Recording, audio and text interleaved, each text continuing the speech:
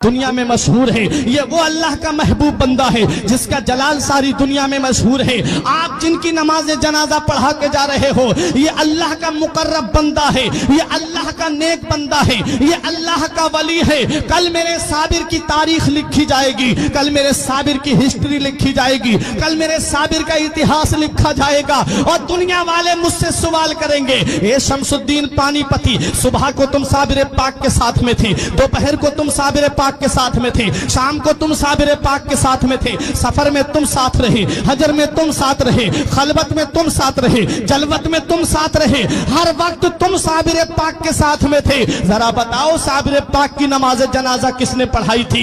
हुजूर मैं उनको क्या जवाब दूंगा? कल जब तारीख लिखने वाले मुझसे सवाल करेंगे, साबिर पाक की नमाज जनाजा पढ़ाने वाले का नाम बताओ। जब इतिहास लिखने वाले मुझसे पूछेंगे, साबिर पाक की नमाज जनाजा पढ़ाने वाले का नाम बताओ, तब मैं उनको क्या जवाब दूंगा? जब अदीब अपनी अपनी तारीखों में लिखेंगे, तब मैं उनको क्या जवाब दूंगा?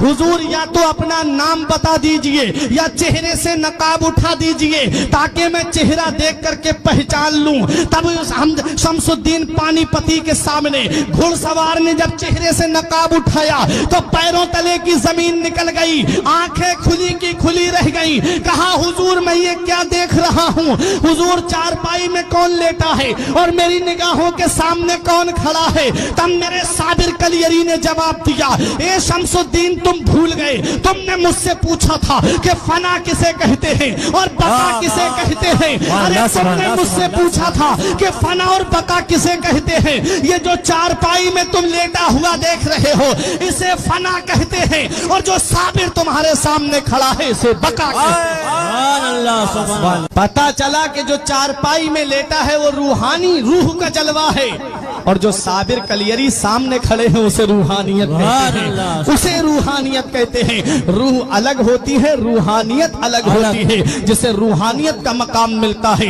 वो लोगों की इमदाद करता है, जिसे रूहानियत मिल जाती है वो लोगों की मुश्किलें दूर करता है, जिसे रूहानियत मिल जाती है वो जब जहां उनका चाहने वाला पुकारता है वो वहां पहुंच जाते हैं। तभी तो मेरे गौस ने फरमाया था, नजर तो इला बिलादिल्लाही जमा का खरदालतिन अला हुक्म इत्तिसाली। मैं अल्लाह के तमाम शहरों को ऐसे देख रहा हूं जैसे कोई अपनी हथेली पर राई के दाने को देख रहा हो। ये क्या है? ये रूहानियत का जलवा है। जिसे रूहानियत मिल जाती है उसका मकाम बुलंद बाला हो जाता है, जिसे रूहानियत मिलती है उसकी शान बुलंद हो जाती है, जिसे रूहानियत मिलती है उसकी अजमत बुलंद हो जाती है, जिसे रूहानियत मिलती है उसका मकाम मकाम सुरैया से भी बुलंद हो जाता है। कहां कहां देखोगे रूहानियत वालों को? आओ जरा बताओ मुझे। गौसे पाक रजी अल्लाह ताला अन्हु बगदाद की सरजमीन पर रहे और चंद जगह तबलीग दीन जाने करने का इरादा हुआ, वहां तक पहुंच गए। और जरा सुनो, साबिर पाक कलियरी को देखो, कलियर की सरजमीन पर आपने अपना क़याम किया।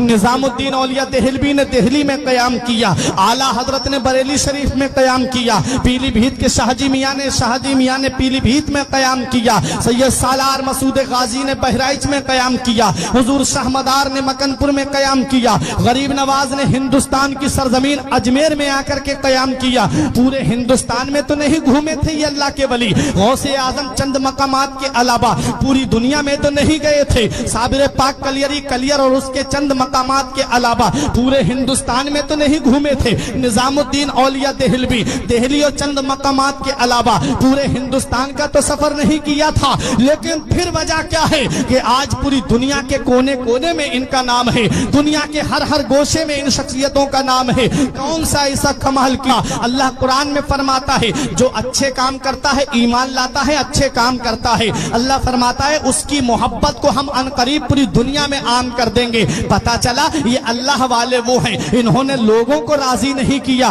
बल्कि अल्लाह और उसके रसूल को राजी किया। और हदीस पाक है, मन काना लिल्लाही कान अल्लाहु लहू। जो अल्लाह का हो जाता है अल्लाह उसका हो जाता है, अल्लाह जिसका हो जाता जाता है फिर उसका नाम मिटने नहीं देता, फिर उसका नाम अंधेरे में नहीं रहने देता। यही वजह है कि गौसे आजम अल्लाह के हो गए और अल्लाह गौसे आजम का हो गया। पूरी दुनिया में गौसे आजम का नाम है। गरीब नवाज ने अपने अल्लाह को राजी किया, गरीब नवाज ने अपने रसूल को राजी किया।